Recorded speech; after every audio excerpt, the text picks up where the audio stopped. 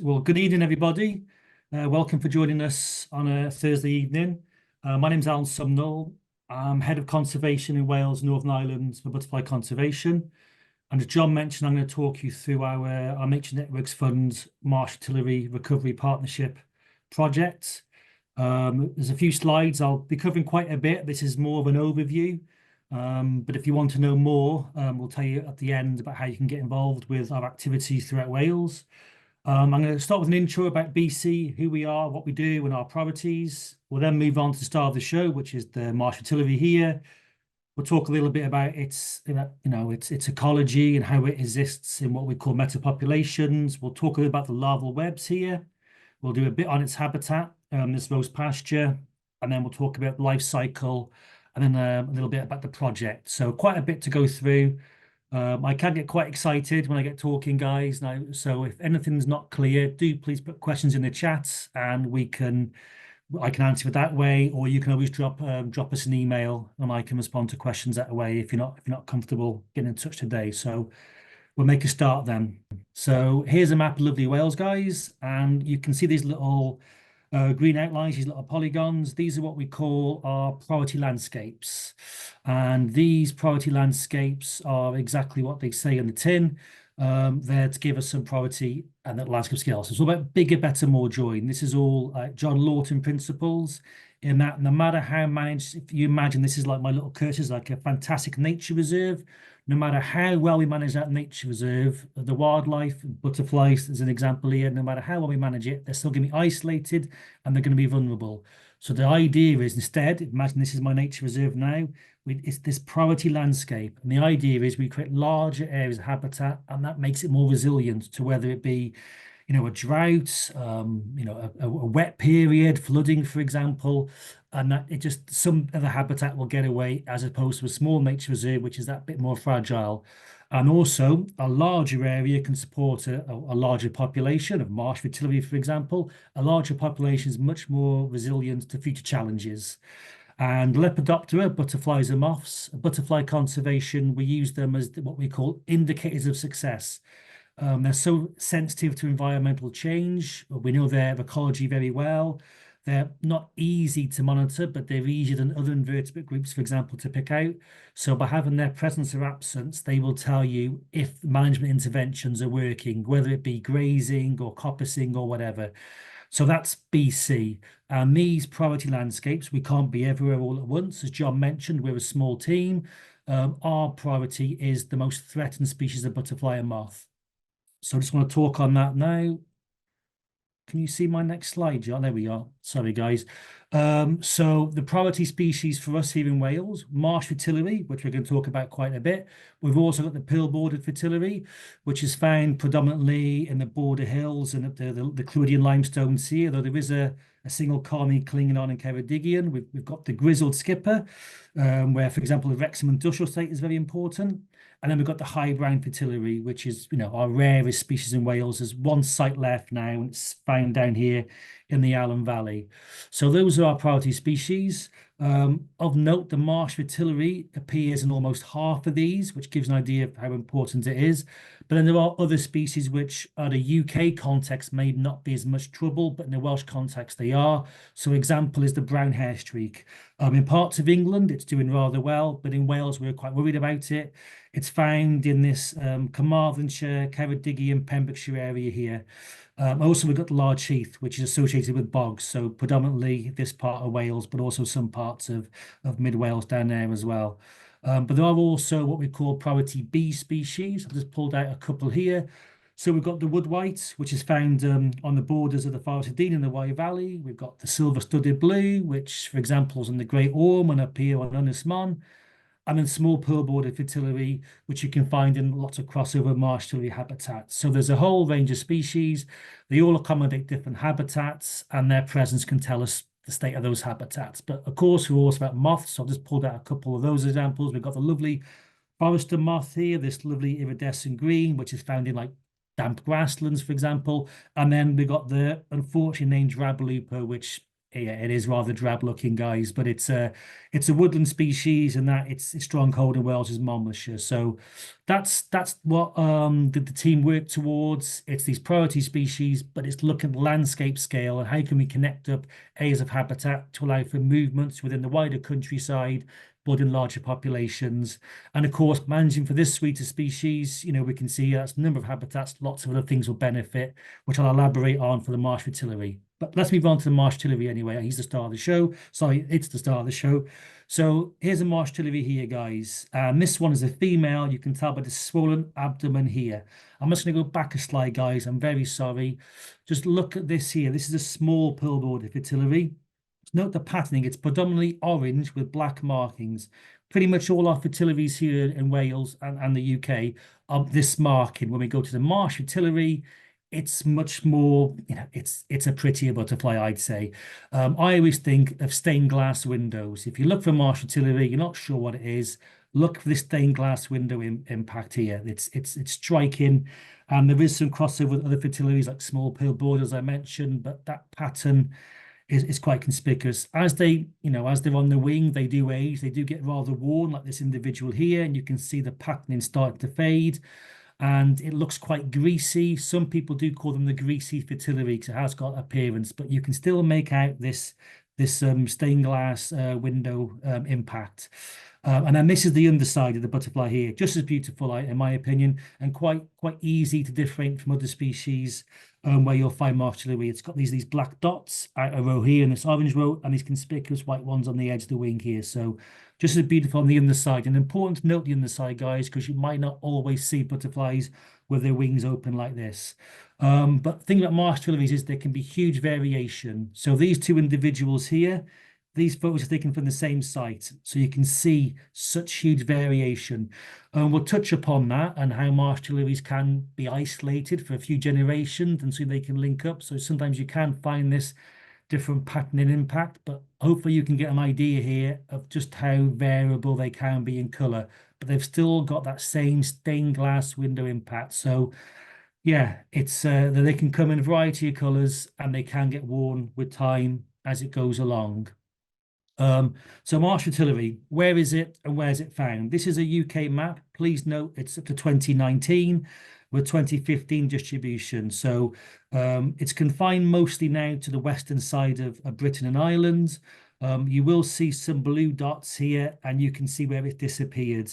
There have been huge losses, guys. That's why it's a priority species for us. I'll elaborate a wee bit further now, but we're going to focus mostly on Wales here today. You can see the bulk of the Welsh population are in the southwest. There are some remnants in the north, and I said this is 2019. Unfortunately, they're gone now from Anglesey. And this population here, you can see north, is slowly getting more and more split from the south. But we're also starting to see populations in the south get more and more isolated. Because of its huge decline, not only in Wales, but throughout the UK, it's a high priority for us. In Wales, it's a Section 7 species, and it's on equivalent lists in Northern Ireland, Scotland, and England. With devolution, guys, each nation has oversees its own matters on environmental issues, but it's also had huge declines in Europe, so it's vulnerable in Europe, and it's not an exaggeration to state that in the European context, what we've got here in Wales is very, very important. And it's also one of two species in Wales which is fully protected under the 1981 Wildlife Countryside Act. The other species is the high-brown fritillary, which I mentioned earlier, but this means this is protected as you can get. So all aspects of related to Marsh Fritillary, whether it be disturbance, damage to habitat, collection, it all requires a license. I've just pulled up some stats here, guys, from the latest data of butterflies, which is 2022. This was the first one where we could pull out Wales in its own and make a trend on the data collected by our staff and our fantastic volunteers who've been collecting data for over 30 years now. Please note the different timescales on this, because in the UK, we've got much more data to set a trend.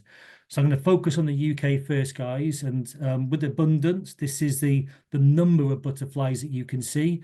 You can see here the change is it's it's minor. It's not statistically significant. Whereas you look at distribution, that is where the butterfly is found, you can see that there's almost a 50% decline throughout the UK. And that is why it's on all these lists here for BC, but also recognized, of course, in Europe as well. But in Wales now, we look now in those not different time, you can see that its distribution, so where it's found, it's staying where it should be. And there's slight increases. But we look at abundance, so the number of butterflies, and here we see the significant losses. So 60% loss in numbers of butterflies seen, which is quite worrying. Well, it's very worrying. And we'll talk a little bit about why that's happening, but importantly, what we're going to do what we're aiming to do in this project to address it and how you can help us. So I'm just repeating myself, guys. So butterfly was once widespread to Britain Islands, declined severely, but marsh populations are highly volatile. And the species requires extensive areas of habitats or networks of habitats for long-term survival. We will talk about that. That's perfectly natural. Marsh fritillaries exist as what's called a metapopulation, which I'll talk a little bit about the next slide. For those of you that are familiar with metapopulations, just a bit of a recap, and maybe some of those of you that are maybe new to butterflies, marsh fritillaries, or wildlife in general, a little bit of hopefully something you'll learn and you'll understand what the term means as we go forward. But what is key for marsh fritillaries is numbers can fluctuate greatly. A colony of thousands can disappear and they can come back just as quickly.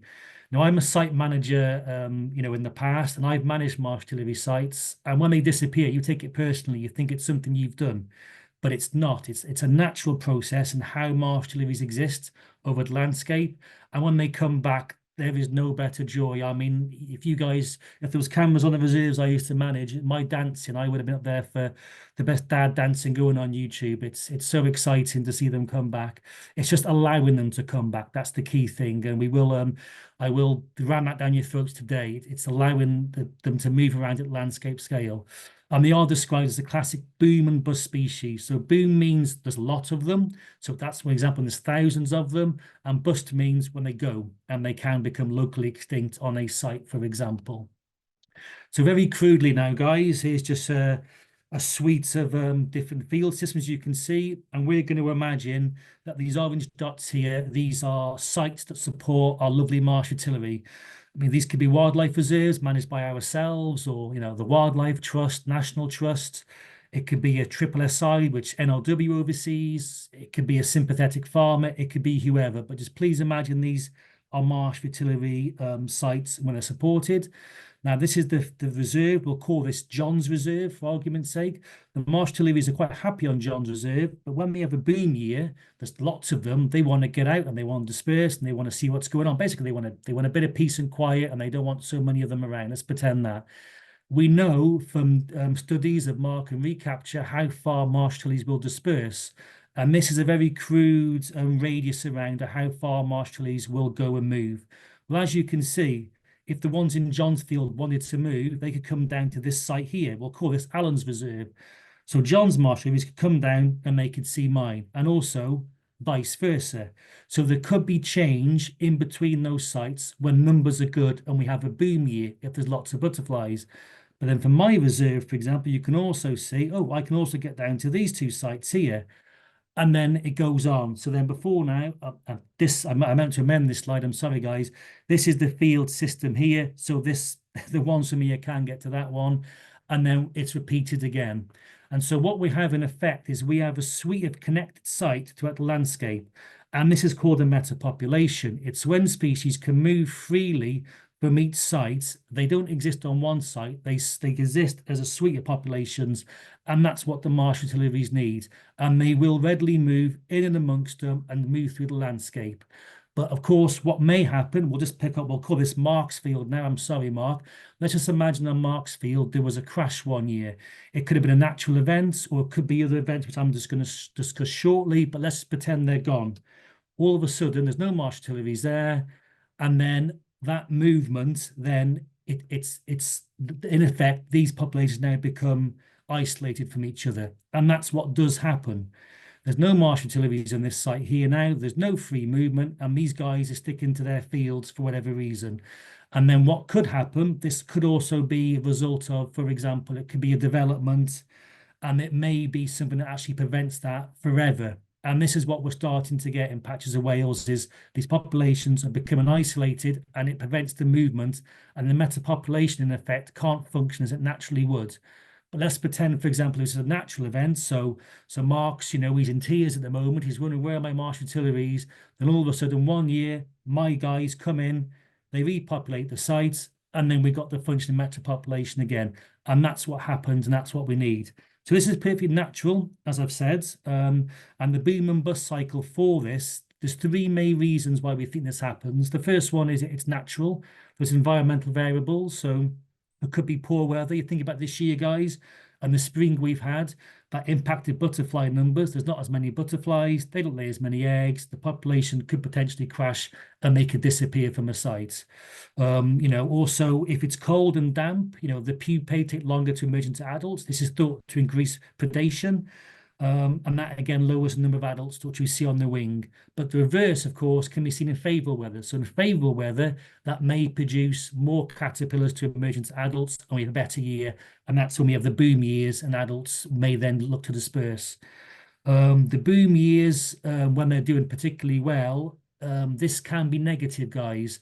Marsh fritillaries, like a number of other butterflies, have specific plants to lay their eggs on. Marsh fritillaries lay their eggs predominantly on Devil's Bit scabious, which I'll talk a little bit about in a while. A bit of jargon now, larval host plant, LHP. So you imagine we've got lots and lots of marsh fritillaries on the wing. That's lots and lots of eggs being laid on the plants that are available in one small site. If there's lots of caterpillars, they eat all the larval food plants. And I've heard the phrase before now, they're eating themselves out of house and home. So they eat all the plants. When the adults come out, there's no plants to lay their eggs on, and the population can crash. So the boom and bust cycle again, that can play into it and make an impact.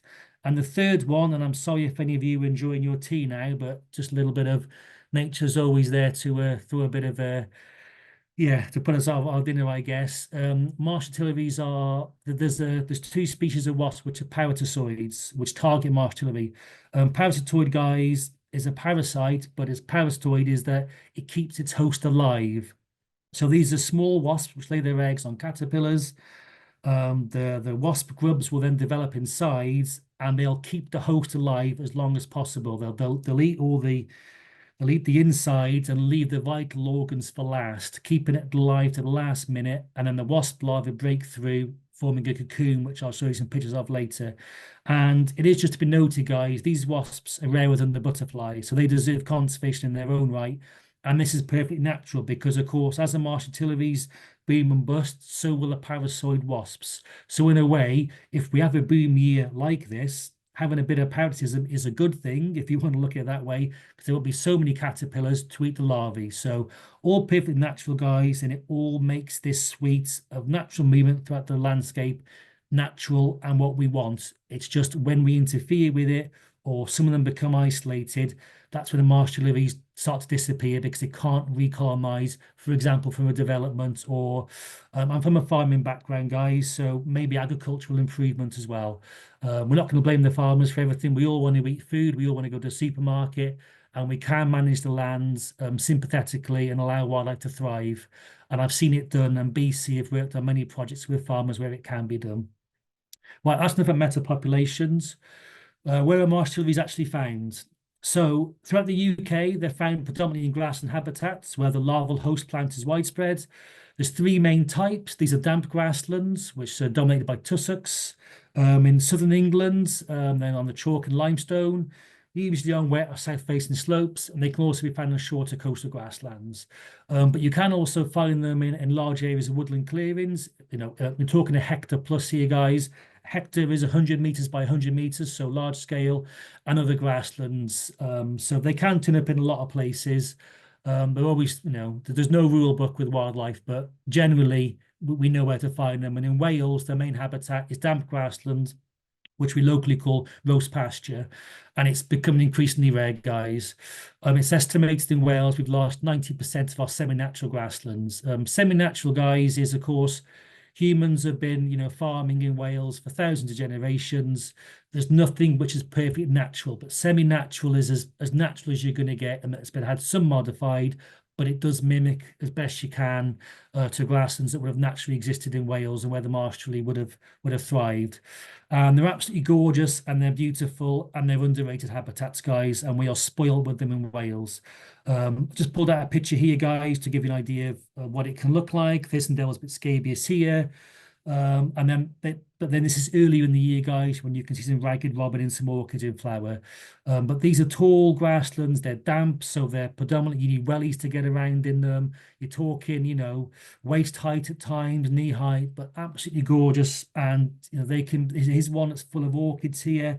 Sometimes they can be dominated by heather and Melinia here, tufts, but amazing sights. And they do change through the seasons. And if you were to come and get involved with us for our marshalling work, you'll have the pleasure of seeing these grasslands change throughout the season.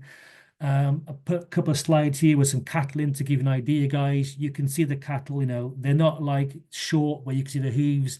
It's tall grass. Here you can see some angelica forming, and here back in the heather. So beautiful grasslands. They're underrated. And I encourage you to explore them and enjoy them in Wales, not just for Marsh Fritillaries, lots of other beasties you can find. You'll find, for example, lizards, adders. You'll get dormice in some of the hedgerows. You'll get barn owls hunting for shrews and things. They're absolutely abundant with wildlife, and they're gorgeous. And here they are in the winter, guys. This is our Caifás Fac Reserve in Carmarthenshire. We've got a lovely Welsh mountain pony here grazing. And what happened is you can see tufts of grass being formed. And on this site here, this is what we want. We want these tufts of grass, which I'll explain a wee bit about later. We don't want it neat. We don't want it all short like a bowling green. And grazing is as natural way as you will get managing a grassland. And these tussocks are very, very important, which I'll touch upon a wee bit later. So roast pasture is predominantly unimproved, a bit more jargon now, guys, and that means it's escaped modern agricultural processes. So those sites have been improved. So, example, the addition of fertilizer, pesticide application. Applying fertilizer, guys, encourages stronger, more vigorous grasses to grow. So, for example, to feed dairy cattle or to grow crops, the minute we do that, that increases the competitiveness of grasses. And a lot of plants, including devil's bit, does this get swamped out? And pesticides, of course, they do what they say in the tin. But as I mentioned, we all want to go to the supermarket, we all want to buy foods, and we need to work with farmers alongside food production, and it can be done. But they're predominantly unimproved, guys, as they're as good and natural as you're going to find in the UK. And they are species-rich habitats. They can support up to 50 species of plants in just 4 square meters of grassland. And just a few examples here, guys. We've got ragged robin here. You can see a crab spider sat on the end there, which is waiting for a bee or possibly a marsh fritillary to land, and it'll jump on it and have its next meal. We've got a marsh fritillary here nectaring on some buttercups and orchids. Orchids can be fantastic. You can get southern marsh orchid, you can get heat spotted, a huge variety. Here's a marsh nectaring on some orchid here. Then later in the season, guys, you can get fleabane and you can get bog asphalt here. So absolutely amazing, abundant with life. And very, very important for invertebrates. And of course, once you get invertebrates, you've got the start of the food chain, whether it be small mammals, small birds, and so on. So really important, and yeah, amazing habitats. So we're going to move on now to the Marsh Fritillary, guys. We talked about its habitat and how it exists, but now the Marsh Fritillary and when you're going to see it. So the univoluting, guys, that means there's 1 generation per year. So the adults are only out once, and they're on the wing from approximately mid-May to the end of June. But seasonal weather can impact and influence by emergence can be delayed by as much as 3 weeks. They can be rather early if it's warm, and they can be rather late if it's been like this year, cold and wet, because that impacts the development of caterpillars. Males emerge first, guys, and they patrol for emerging females. The males, simply put, they want to find females and mate with as many as they can. Females, once they emerge, they want to find a mate, and then they want to begin to egg lay. So females want to find males, and then they want to be left alone and get on with egg laying. This is a very crude, the life cycle, guys. So we'll start with the adult first. So on the wing, end of May till about July, they lay their eggs. The eggs then hatch and they're then caterpillars. But please note how long these guys are caterpillars. Potentially up to 10 months of the year, they're caterpillars and they exist in larval webs. They then pupate and then we have adults again. And that's the life cycle of the Marsh Fritillary. So we're going to talk a little bit about surveys later, but we focus predominantly on the larval stages and the adult. And we'll talk about that, about how you can get involved later. The main larval host plant is Devilbit scabious, as I mentioned, although field scabious and small scabious will be used. That's what they lay their eggs on.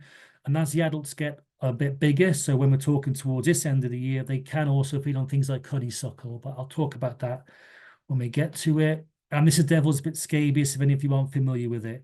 It's a late flowering species, guys. All these photos have all taken at our Kaifas Fact Reserve last week. And because it's a late flowering species, just give you an example, if you think about people who are hay cutting, if Devilbit scabious can disappear quite quickly in hay cutting, in that because it's a late flowering species, it doesn't get a chance to set seed. So grazing or working with landowners who have to cut their meadows, as long as it's done sympathetically or there's rotational cutting, Devilbit can thrive in that system. So you won't see Devilbit scabious until this time of year. And the adults are on the wing, as I've said earlier. I always think it's quite sad that the adults never get to see how beautiful the plants are they're laying their eggs on.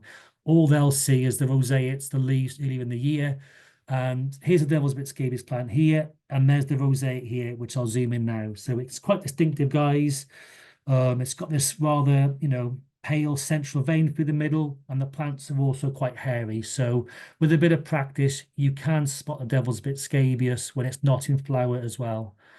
But the females, when they lay their eggs, they're quite particular about what Devilbit scabious they will lay on.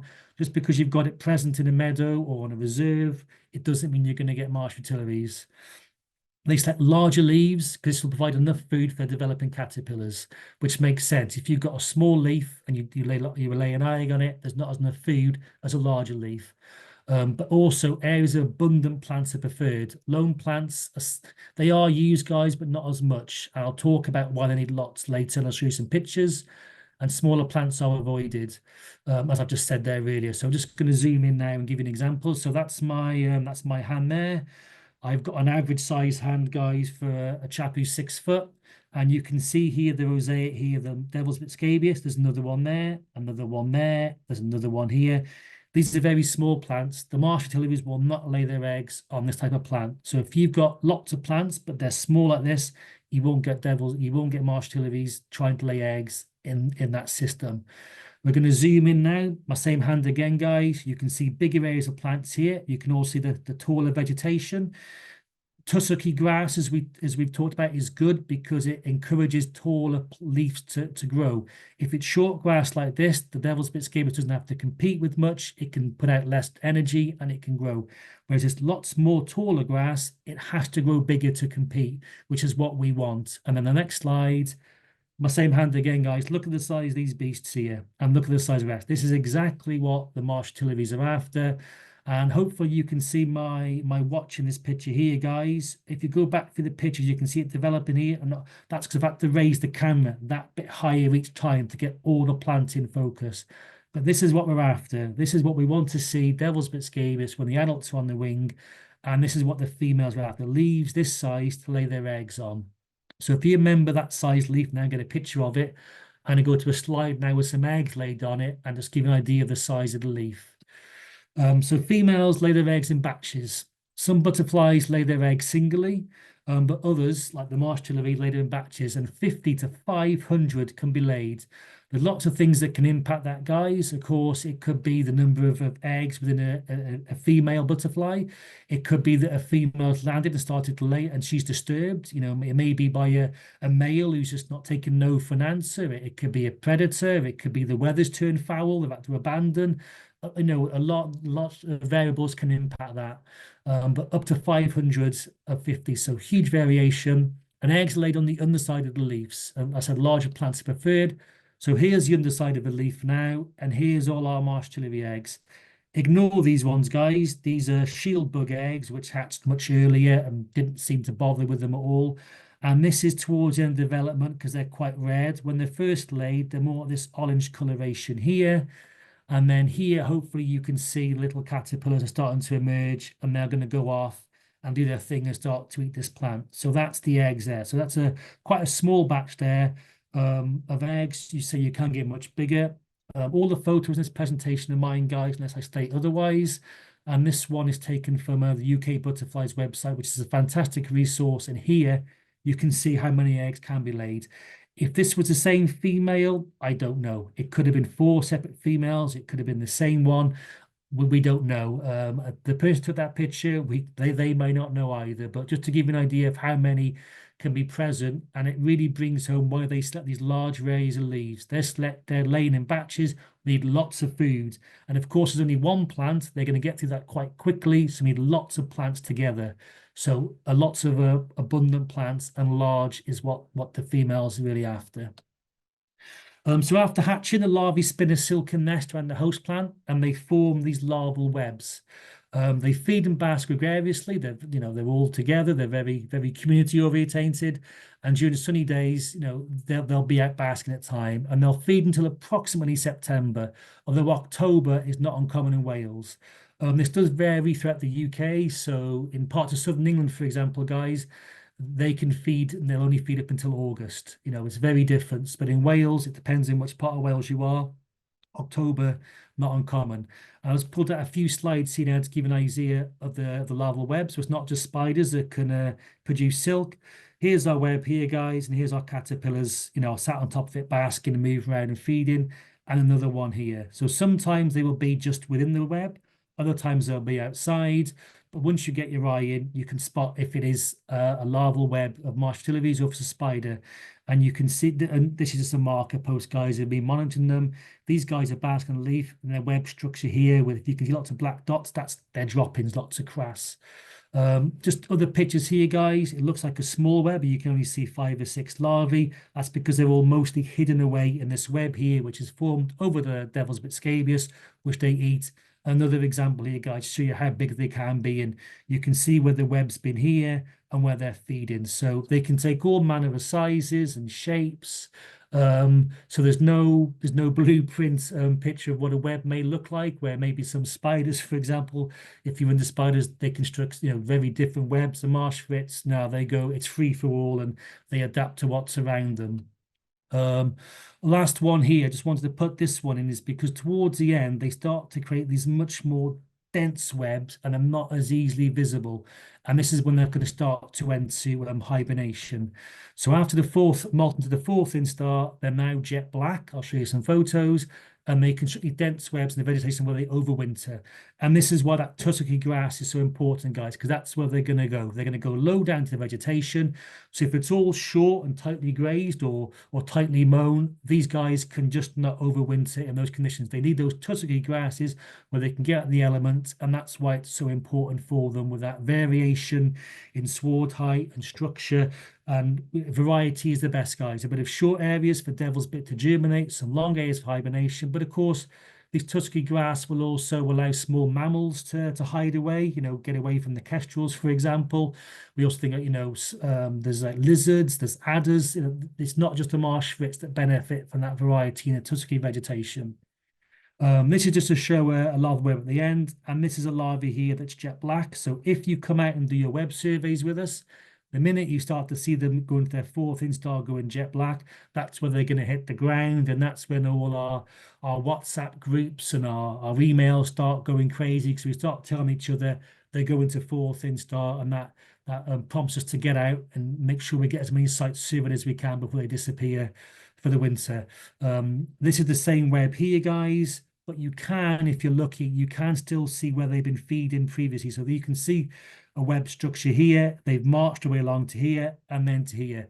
So if these guys were to go to ground and enter diapause, these webs will stick around for a while. I mean, of course, if there's heavy rain, they're going to disappear. But if you get your eye in again, you can spot them. But this just brings home how many plants you need, guys. They've moved from 1 to 2 to 3 plants there, and that's one web. It is lots of plants joined up in the one site there. So what happens after they hibernate is they will emerge in early spring and they'll resume basking and feeding together. Initially, they'll just bask on warmer days, then they'll go straight back down. So they won't construct the webs and start feeding until it gets a lot warmer. And this, it can vary from place to place, guys. I mean, March would be a good rule of thumb, but they can be out in January in some parts of the UK, and in Wales they can be out in February. It all depends on what type of spring we get. And then once they emerge, guys, they'll stay together. But then once they get into the fifth instar, they then become and they feed alone and they can't be found then. And they'll wonder. And this is when, if there's not a lot of devil's bit scabious or lots of feed plants, they will wonder quite some way. They have been recorded feeding on honeysuckle, for example, and they can wander quite far. So here they are when they come back out in springtime, guys. You can do surveys for them in the springtime. They're much more conspicuous. If the site's been grazed, for example, they're easier to spot. And because they're black, they're not hidden away as much. But the webs can split over the winter. When they go down to ground and when they emerge, they can split. So it just skews a little bit how many larval webs there are. But you can monitor these guys for numbers. They're easy to count. And you can also watch a parasite load for these guys if you're looking at that on a particular site. And a picture here, guys, you can see they're basking here on an old oak leaf. But they really can wonder. Once they go to their sixth instar, I used to manage a site with a woodland next door to it, and there was a road. So we had our marsh field, a woodland, then a road. They were found on the road. They'd walked all the way through that woodland site, and that was about 300 meters. They really can march in search of food when they need to. This is just to give you an idea of feeding in the springtime, guys. So, of course, devil's bit scabious plants will be smaller, and that's, again, why we need lots of them. So you can see where they've been feeding here, and they've marched away, and they're now up to here. So this is, again, why abundant devil's bit scabious is so important, because after the winter and the plants start growing, they're not going to be as lush and as big in February, March as they are in May, June, when their adults laying eggs on them. And this just here shows you can look for signs for them in the field of a leaf that's been absolutely stripped bare. And this is the problem with if there's a boom year, guys. If the caterpillars are eating all the devil's bit scabious plants, there's no plants then to lay the female little eggs on. You can see here there's one sole little leaf here that's going to get away and that's going to grow, and this plant did. So that's where the boom years can be a problem and where the parasites can aid, because there's not as many caterpillars munching away. All perfectly natural, guys, and they've evolved together, and long may it continue. Just a picture here, guys, really quickly to show you them molting into the sixth instar. So you can mount this. Here's the black caterpillars here. And there you can see this one's popping out. And if you can see a little dangly bit there, that's its head. And that's the caterpillar marching out. The minute you see that, that's it. They're gone. They disperse. And here's a picture of a much more advanced sixth instar here. You can see the difference. This will go jet black, but you can't see the difference. So they're fascinating to study, guys. They're fascinating to watch. And in those winter months when there's not as much about, it's a good excuse to get out and see how your Marsh Fritillary larvae are doing. When there's not, there's no butterflies on the wing. Well, you may get the odd brimstone or red admiral make an appearance, but these guys they're going to be there. They're going to be out, and it's a good way to wait for spring. But it is during this molt into the sixth instar, guys, when the parasitoids can be most easily seen, because you can see their cocoons. I say that because the larvae are black and also the vegetation's shorter. And these are the cocoons here of the parasitoids. You can see here the caterpillar that's looks like his lost head. That's one that's got away. So not all the caterpillars are parasites. Some of them will get away. It's just a small number. And again, perfectly natural cycle. But I have managed to, very lucky, get a picture of the parasitoids. So this was taken last week, guys. Here's the Marsh Fritillary caterpillars here. And if I'm going to zoom in there, that is the size of the parasitoid wasp there. It's absolutely tiny. And there you can see it there now.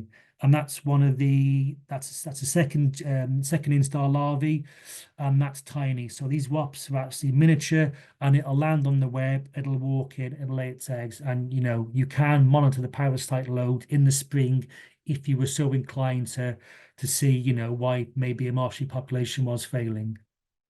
And then this is just one that you can look for where it's popped out. There's the head hanging on by a thread. The larvae's come out and it's gone on and it's done its thing. So absolutely fascinating. And then those guys will then turn into these fantastic Pupils here, I think arguably the most beautiful in the UK. They're absolutely gorgeous. This wasn't my photo, guys. This is taken by Amanda Evans, who's a partner with us in the Carmarthenshire County Council. I've only ever seen two in the wild, guys. They're very hard to spot, and so be it. I didn't have a camera with me to take a picture. I've only recently gone to a smartphone, guys. So yeah, I didn't have any means of taking a photo. These are very low down the vegetation. This is a devil's bit scabious leaf. A silken pad is created and it's attached by the cremaster here. And head down, guys. And they've been recorded, found on as this bit here, a devil's bit leaf, but also on the stems of plants and twigs and other nearby vegetation. So very difficult to spot. And then, of course, these guys, the adults won't emerge and the life cycle starts again. So that's the Marsh Fritillary. So we've talked a wee bit about, we know its life cycle. We've talked about the metapopulation. We've talked a little bit about where it's found and how rare this habitat's becoming in Wales and the problems with it. The metapopulation is damaged or broken by development. So what are we going to do about it? Why are we here today and why do we need your help? Here's our roast pasture here. Here's the Marsh Fritillary. The Marsh Fritillary is an indicator of how well these roast pastures are managed. If we have good roast pasture in good condition, Devil's Bit scabious is an indicator of the species.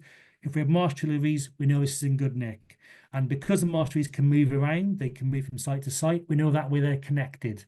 So we've got a functioning metapopulation. We know other insects and other species associated with habitats can also thrive in dispersed landscape scale. So if the conservationist habitat is put on the Marsh Fritillary, that's a good thing in my view. And this little guy, a lot rests on its wings being used in the case of species. So what are we going to do?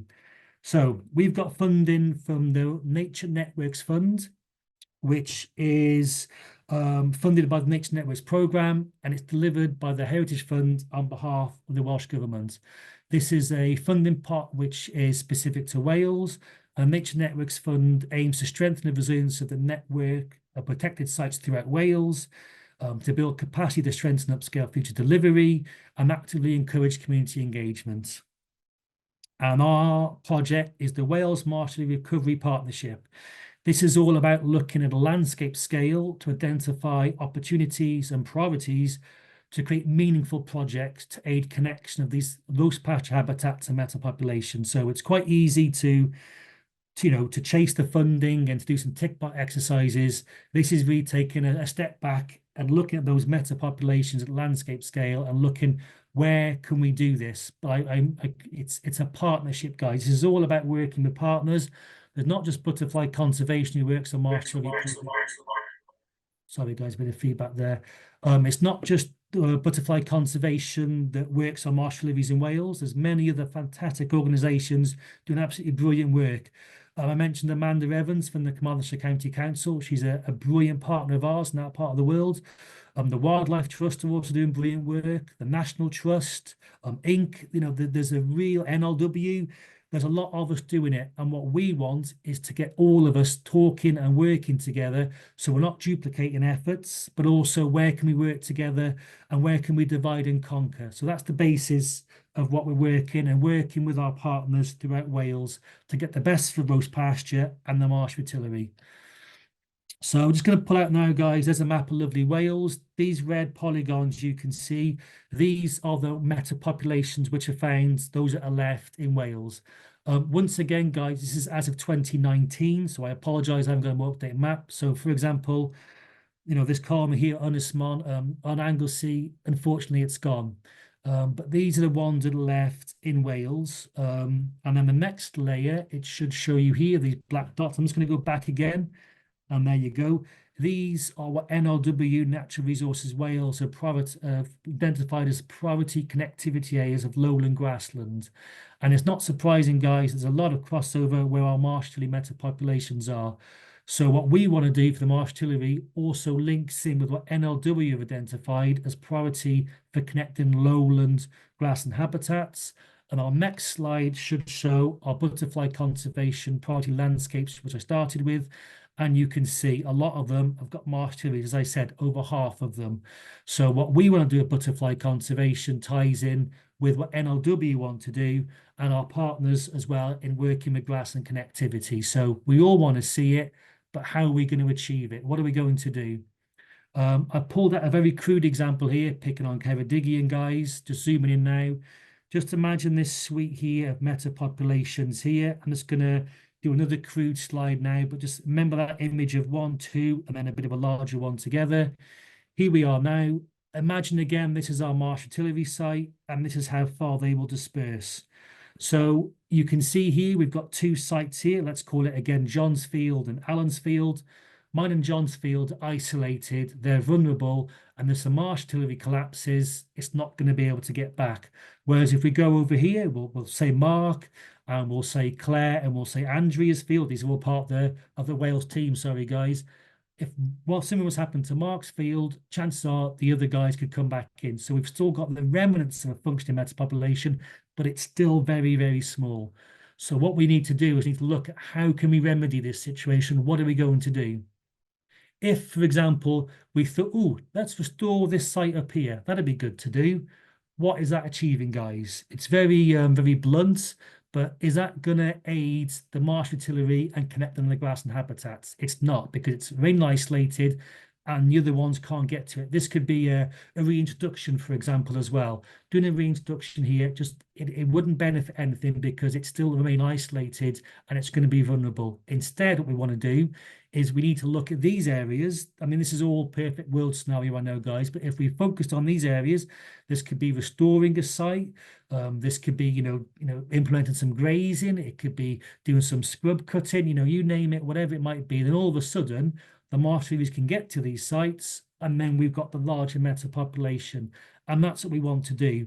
And this is what we need to identify, how we can actually achieve this at the landscape scale, working with our partners. But as I mentioned earlier, guys, it doesn't have to be just a field full of devil's bit scabious, because just because you've got a field of devil's bit scabious, there could be other things we could do to restore this, to link it all up. And it's all about resources. Sorry, guys, just showing they move. So resources go very crude now, guys. If we imagine L, that's larval. That's where they lay their eggs. That's a field of devil's bit scabious. N is nectar. So I mentioned, for example, that the marsh lilies never see devil's bit scabious in flower. Well, what are they nectaring on? Where are they feeding? And R is roosting. So that is where do the butterflies go in the weather we're having? So imagine today when it's wet and it's windy, where do the butterflies go? Where do they go in the evenings? Where do they go at night? Most people only see them on the wing in the day when they're seeing them, they can get photographs, for example. So this, for example, could be a species-rich meadow, a hay meadow, for example, which provides lots of nectar resources. Well, if that wasn't there, there may never be any food resources for the adults when they're on the wing. So by having a field next to it which provides nectar resources, that could be as important.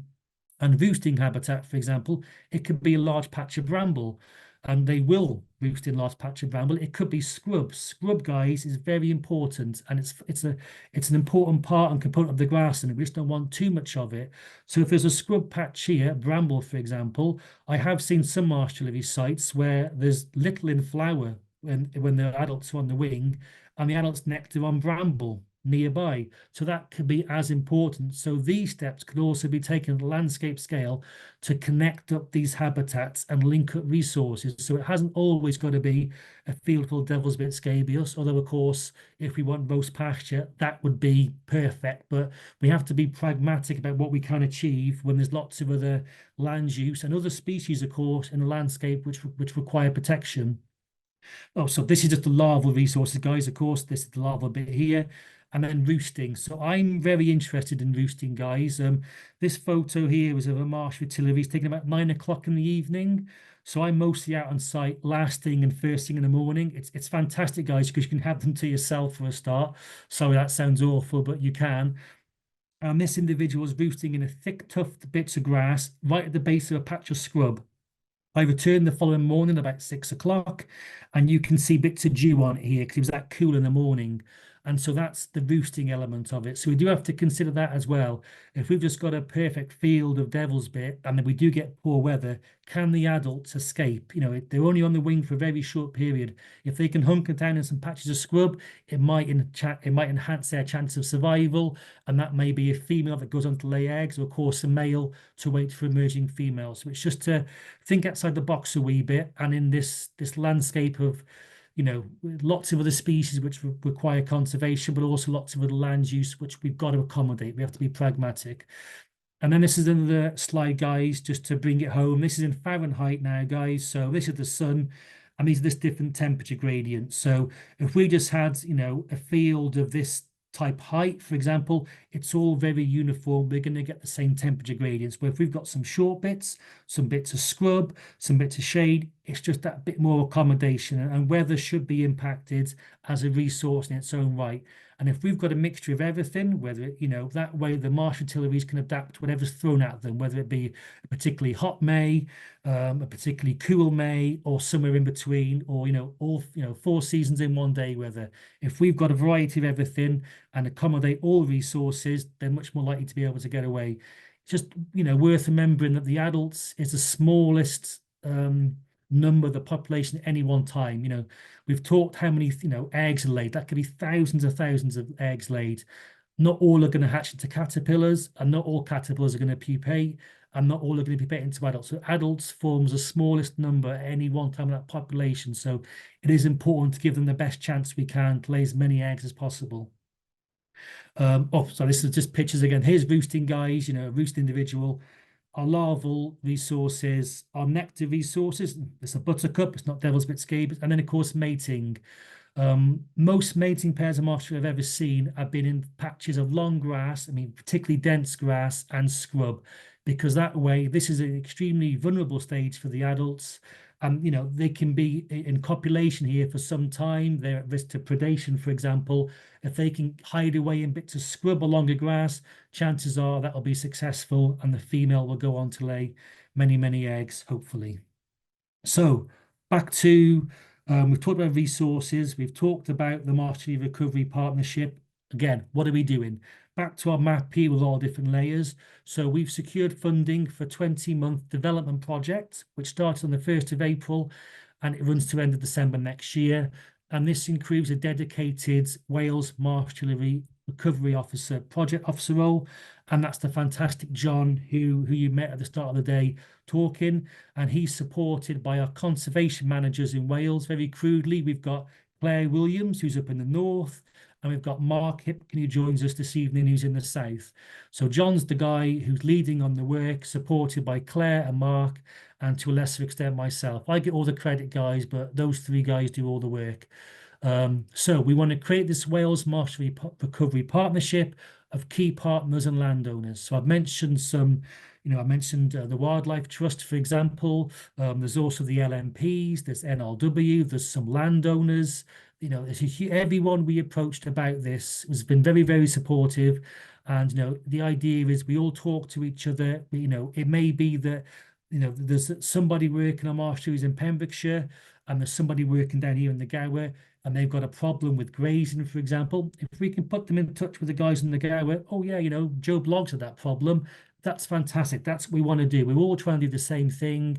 Let's share our experiences and our knowledge and what's worked and what hasn't worked as well. Very important. And then hopefully we can not duplicate efforts, and then we can work throughout Wales, and we can divide and conquer, and we can ensure that no more metapopulations are lost, and then we can connect them up and get them back throughout Wales and where they should be, like parts of this part of the world here, for example. Let's get them back marching back this way. That's what we all want to see. So to do this, we're going to take an assessment of where we are in relation to Marsh Fritillary survey knowledge and where we want to get to.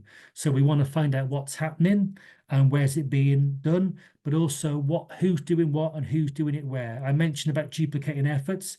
Let's just say, for example, there's a project going on in this part of the world. I'm making this up as I go along now, guys. And this is a landowner who's applying for some funding. Well, what's the point in BC coming to this? If they're going to lead on this, we'll support them, of course. We'll provide our knowledge and our expertise. But if it's being focused on, we can maybe focus our efforts on this part of the world here. As John mentioned, we're a small team, and there's lots of other organisations in Wales working on marsh fritillaries, and this is what we want to do. We want to divide and conquer and talk to each other what's working and where's doing and where can we collaborate better and join forces, because we're all mostly charities and we're all strapped for funding. There's not a lot of it about, so let's make the best use of what resources there are. A big part of it, guys, this is Wales is not a small country, is how do we get around all these sites? We need to massively increase capacity to survey, these core marshy metapopulations. We've got a team of amazing volunteers and they do so much work and they get around so many sites, but they're stretched and they can't do all of them. So what we want to do is we need to increase this. So to do so, we are going to be running training events, which are free, guys, targeted to recruit new volunteers, but also this is available for partners and some landowners also to ensure we have a legacy of skilled individuals to aid the long-term monitoring and increase sites throughout Wales. Like staff turnover can be an issue, guys. So I've put partners in there.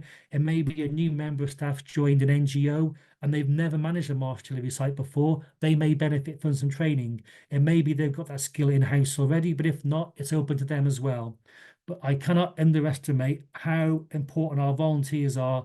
And, you know, a lot of this work here and what we know where they are is thanks to our volunteers. And if we didn't have them, we'd be in a much worse place to even try and make assessments of Marsh Frittillaries, but we need more help. And we're going to work with our existing batch of expert volunteers, and you can come out and you can join them and you can learn from them. It can be quite daunting to start off with, guys, but all I would say is all the volunteers, once upon a time, as I, knew nothing about Marsh Frittillaries. And the best way to learn is to go out with people who are experts and have been doing it for many years, and they can teach you firsthand out in the field. And I'll warn you, it's very addictive. But if you're interested, I'll talk a little bit like towards the end about how you can get involved to help us. So here's a lovely roast pasture again. I just want to emphasize how stunning it is as I go along and how every little site is not that wee bit different. We need to know more about this habitat. So we are going to be undertaking some habitat quality mapping, and this is to provide that landscape scale focus, identify opportunities. So where we've got areas of roast pasture, which maybe it hasn't had Marsh Frittillaries number year, but with a bit of grazing, it could be fantastic. If we could manage it a wee bit differently, if we could support somebody, it would be brilliant. Or also, a very crude slide, guys, to connect the sites up. We have to look at where can it be done. We're looking for restoration ID to allow movements naturally to occur. That's the preferred option. And to do it, we need to go out and we need to ground truth these habitat assessments. That's can be quite difficult and daunting too. But again, if we have more people coming out and helping our members of staff and our expert volunteers, we'll be able to cover many more sites much more quickly. And then by doing this, through agreement with partners and landowners, we want to create recommendations for priority sites which we've identified to allow this connectivity at landscape scale. I hate the term, guys, but everybody uses this will allow for what's called shovel-ready projects. So all too often, funding becomes available. It's at very short notice. And let's just imagine this site was needed to be improved. All of a sudden, funding comes available. We don't know what we need to do on it to improve it. So what we want to do is we want to create recommendations for these costed plans. So that could be, for example, John goes out and works as landowner. Well, what we need is we need to graze this site better. And to do that, we need better fencing. We need to put some livestock troughs in, and we need some handling facilities. And that can be costed up, and that can be, permissions can be obtained if needed for if it's a designated site, whatever it might be. And then when the money becomes along, that is there ready to go, and that can be input into a funding application. And that could be BC leading on that, or it could be working with our partners, like the Wildlife Trust, for example. We don't mind who does it as long as it gets done and as long as it's informed by evidence that it's going to connect these Marsh Fritillary metapopulations up. And in a nutshell, guys, that's what we want to achieve. But to do it, we need lots of people on the ground to gather this evidence to inform these where are our priorities and which populations are struggling the most. And then the ultimate aim, guys, all this will be to inform a Marsh Fritillary strategy for Wales. And by having this partnership in place, hopefully it will mean that we're ahead of the game and everybody will endorse it. And then it's a strategy that everybody can work to. It's not BC walking around telling everybody what to do. It's a partnership that's created a strategy and then everybody's working towards this so we can focus and agree where we need to target the limited resources that are available to us all out there. So that's what we're going to do, guys. So what next? What we're going to do? So practical surveys, I mentioned this for larval webs, but also for adults on the wing. And these events are free, and they're going to be undertaken for larval webs in August to October. So as I'm talking now, larval webs are there waiting to be counted, waiting to be found, and also adult surveys later in the year. And then, of course, there will be follow-up autumnal larval webs surveys as well.